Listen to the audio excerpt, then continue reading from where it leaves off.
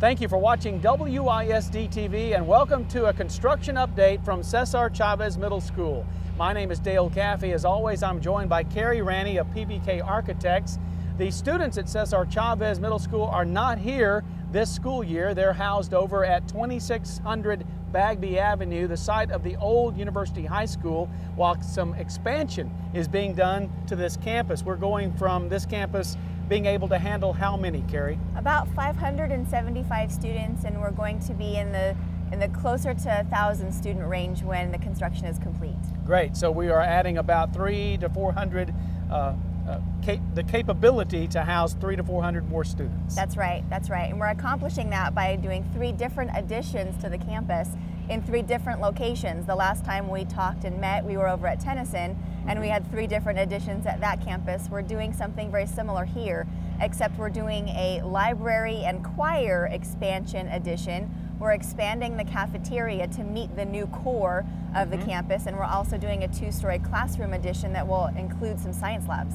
Well, some of this construction is going on behind you. Talk about where we are in relation to the school. Obviously, we're in front of the school. We can see the sign behind us, but what's going on behind you? What we're seeing behind us is the library expansion and the choir addition. It's sort of a bit of domino effect here at the front of the campus.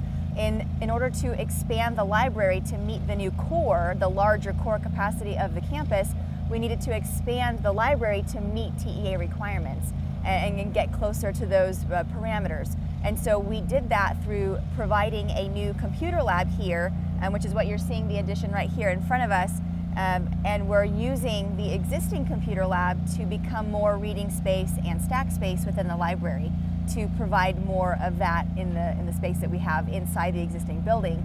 And then, since we were going to be in the area, a great concern at this campus is the popularity of the band program and the limited space that they had to service that program. And so what we've done is we've expanded the band hall by absorbing the choir room, and then we're building a new choir room. So what you're seeing behind me is the new computer lab in the library and the new choir room. Okay. Well, I know there's some major construction going on the west side also. That's right. We're doing a 2-story classroom addition with 16 classrooms and 4 science labs to meet the new student capacity and the needs with the changes in the different campuses around the district.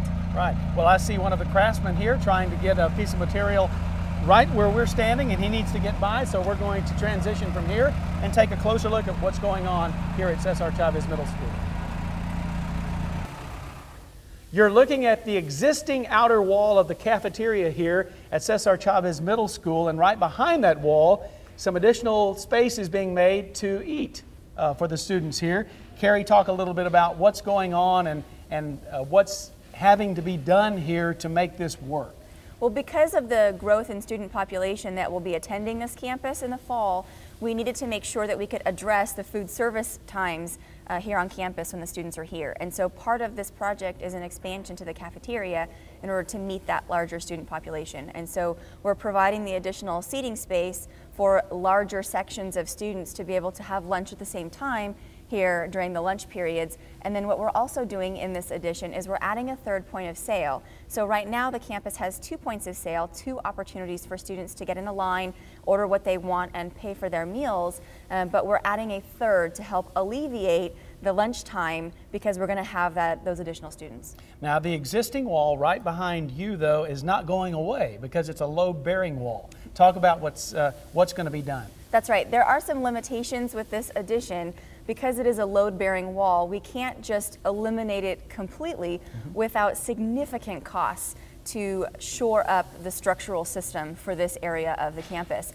And so what we did was we maintained the wall, but we're able to punch out and demolish large sections of it and bolster the structure of the existing wall still to be able to accomplish the transparency needed for safety and security and supervision of one cafeteria space, even though in reality it's 2 spaces. And so these large sections of this wall will come down.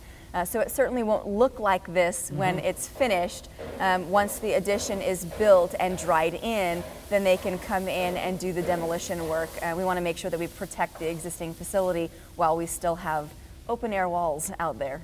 Right. Well, let's transition outside now for a minute and take a look, and you can talk to me about what's going on out here. Watch your step, Dale, as we step out into this addition. So here we are in the cafeteria addition, and as you can see, we're building another load-bearing masonry wall to serve as the new outer wall in the space, and we're providing enough square footage for the additional students here on campus. And behind us in this area, you can see that the floor actually drops. And we have some holes in the floor for plumbing. That's going to be our third point of sale, our food kiosk, where students will actually come into the addition to buy food for lunch, and then they can either sit in here or sit in the existing cafeteria. Yeah, we're looking at around, what, 15 feet or so? That's right.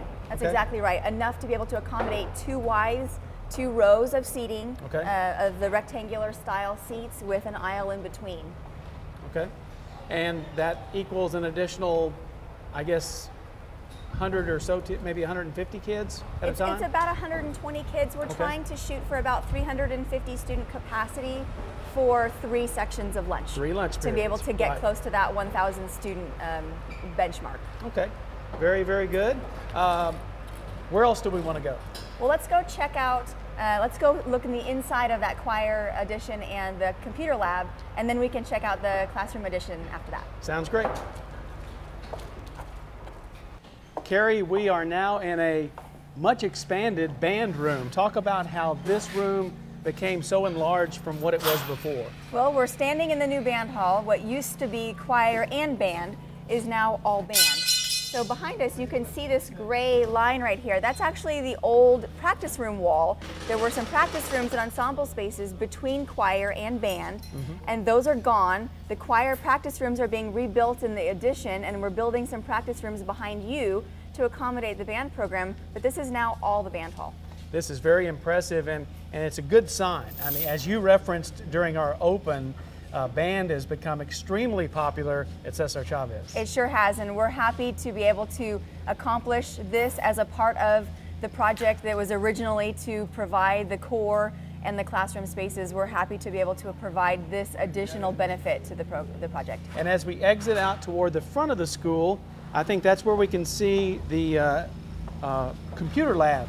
That's right, for the library and the choir addition, because we're now having to replace the choir room to make the band hall what it is. So we're coming into the new addition on the front of the campus that we saw during the opening, and what you're seeing is, to your right is the computer lab, that behind you can see that gray door. The access to this computer lab will actually be through the library. This hallway that we're standing in is actually part of a code-required egress or exit from the band hall that we were needing to maintain, so we couldn't just get away from having this exit. So we're maintaining the exit to the front of the building. Right. And then to the left, what you're seeing is the new choir room. So right here in front of us are the practice rooms, and then beyond that is the large ensemble space, and then beyond that is the office for the program. And it's pretty much noticeable that it's different grades. It sure is. There is an existing drop in the building down the ramp of the hallway as you head to the gyms in the existing building. And so in order to maintain that, because this is the exit for the band hall, which is at that higher elevation, the entrance to the choir room is actually down the hall by athletics where the existing art room is. And so the finished floor of the choir room is down at that level, while the band hall and the computer lab are up at that higher level. Right. Well, our last stop is going to be the brand new wing on the west side of the building, so let's head that way. Sounds great. Carrie, we have to get our eyes adjusted again. It's a little bright out here now. We've been inside, but once again now we're on the outer part of the campus on the west side, and we have a very sizable wing being added, 2 stories, as I can see the ironwork anyway. A lot of work is taking place here. That's right. This is part of that 16 classroom addition that also entails the addition of new science labs to better accommodate 6th, 7th, and 8th grade curriculum at the science level.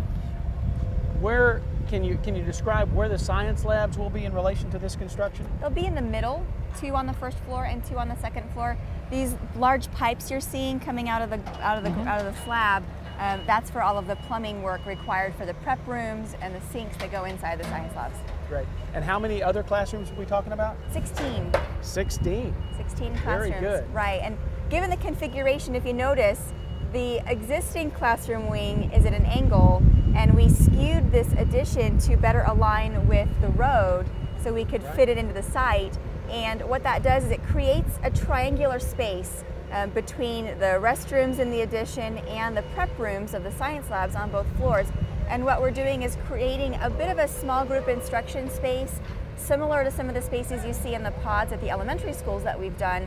And so we'll have some tackable surfaces on the wall with the ability for an individual student, a small group of students, or even a class to come outside the classroom and do some work in that space. There's some very attractive brickwork, masonry work here, and I trust that it's going to be matched as this wing continues? That's right, to the best of our ability.